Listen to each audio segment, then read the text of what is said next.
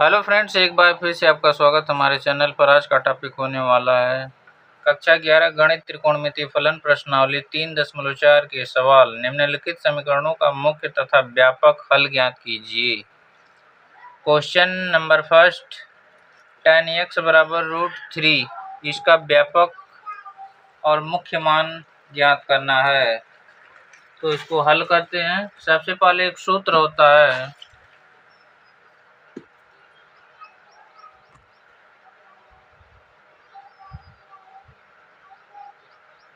सूत्र क्या है? tan थीटा बराबर tan अल्फा, तो थीटा का व्यापक मान, tan थीटा बराबर tan अल्फा, तो थीटा का व्यापक मान, थीटा का व्यापक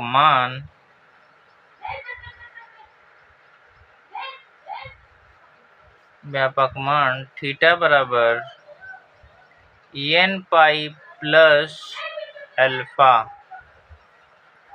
ये क्या होता है? फार्मूला होता है।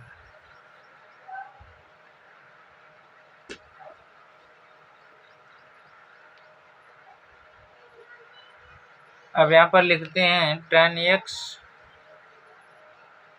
x बराबर √3। अब tan कितने का मान √3 है? tan 60 अंश का मान। 60 अंश को क्या लिखते हैं? π/3। तो tan x बराबर tan π/3। अब यहाँ से इसका व्यापक मान निकालते हैं। तो x बराबर n pi plus π/3, comma n belong करता है किसमें? इंटीजर z में। यही क्या है? व्यापक हल। यही क्या है? व्यापक हल। इसे को क्या बोलते हैं? व्यापक हल। व्यापक हल। एक आंसर ये हो गया। अब दूसरा निकालते हैं इसका मुख्य मान। तो n बराबर 0 पर लेते हैं। n बराबर 0, n बराबर यहाँ पर 0 रखेंगे तो x बराबर कितना होगा? π/3। n बराबर 1 लेते हैं तो x बराबर कितना होगा? पाई प्लस π/3 बराबर 3 का नम 3, 3 1 4, 4π/3। अब n बराबर 2 लेते हैं तो x बराबर कितना होगा? 2π प्लस π/3, 3 2 6, 7π/3। n बराबर -1 लेते हैं तो x बराबर कितना होगा? -π प्लस π/3। अब 2 में से 3 जाएगा तो -π/, यहाँ पर 3 तो -2π/3। अभी जो माइनस वाला नहीं होगा आंसर। अब इसका मान क्या होना चाहिए?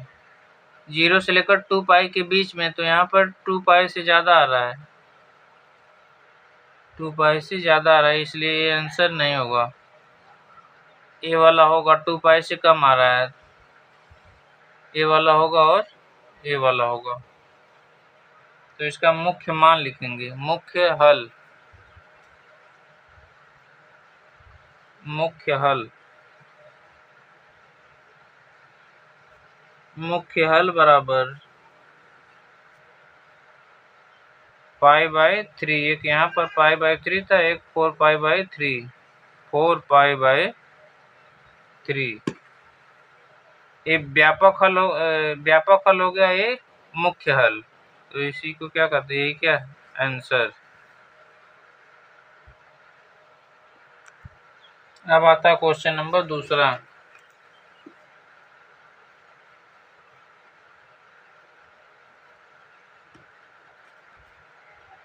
sec x बराबर 2, इसका हल क्या होगा? इसका व्यापक और मुख्य मान ज्ञात करना है। तो sec x बराबर 2,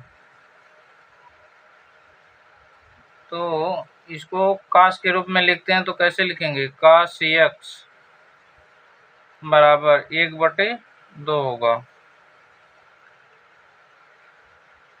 sec x बराबर 1/cos x, इसके स्थान पर रखते हैं, तो यहाँ पर 1/2 आ जाएगा। अब यहाँ पर एक सूत्र लगता है। सूत्र कौन सा? cos थीटा बराबर cos अल्फा, cos थीटा बराबर cos अल्फा, तो थीटा का व्यापक मान थीटा बराबर 2n pi plus pi by plus minus alpha, ये क्या? थीटा का व्यापक मान। तो cos x बराबर, cos कितने का मान 1/2 है? 1/2 60 अंश का मान, तो इसको क्या लिखेंगे? cos π/3। अब यहाँ से इसका व्यापक मान निकालते हैं, तो 2n पाई प्लस माइनस π/3। अब यहाँ से इसका व्यापक हल क्या होगा? व्यापक हल x बराबर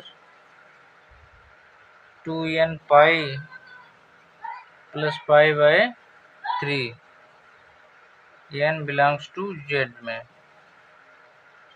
ये क्या हो गया? व्यापक हल। व्यापक हल, बस यही आंसर हो गया एक।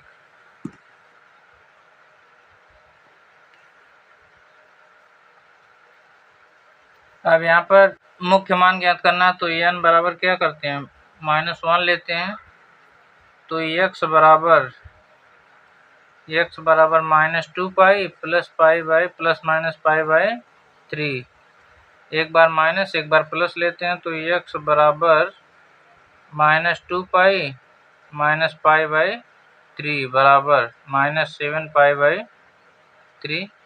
एक बार प्लस लेते हैं, तो x बराबर -2 पाई प्लस π/3 बराबर -5 π/3।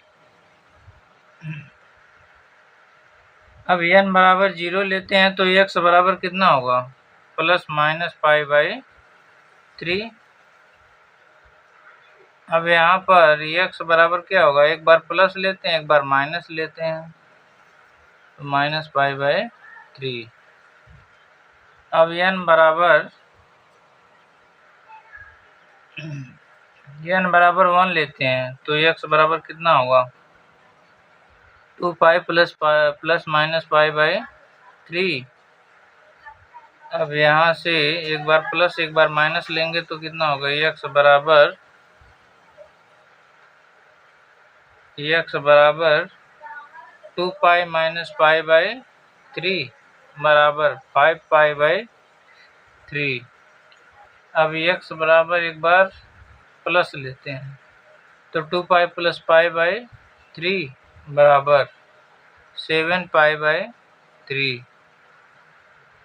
अब यहाँ से हमें मान क्या लेना है? 0 से लेकर 2 पाई के बीच में, तो ये माइनस वाला नहीं होगा, ये भी नहीं होगा, सॉरी, ये वाला होगा, ये माइनस वाला नहीं होगा, और ये वाला होगा, ये वाला नहीं होगा, क्योंकि 2 पाई से ज़्यादा हो रहा है। इसलिए इसका आंसर क्या होगा? इसका मुख्य मान, मुख्य हल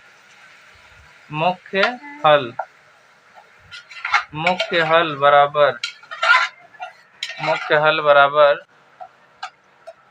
कौन सा आया है? यहाँ पर आया है π/3 और 5 π/3। तो यहाँ पर क्या लिखेंगे? π/3 5 π/3।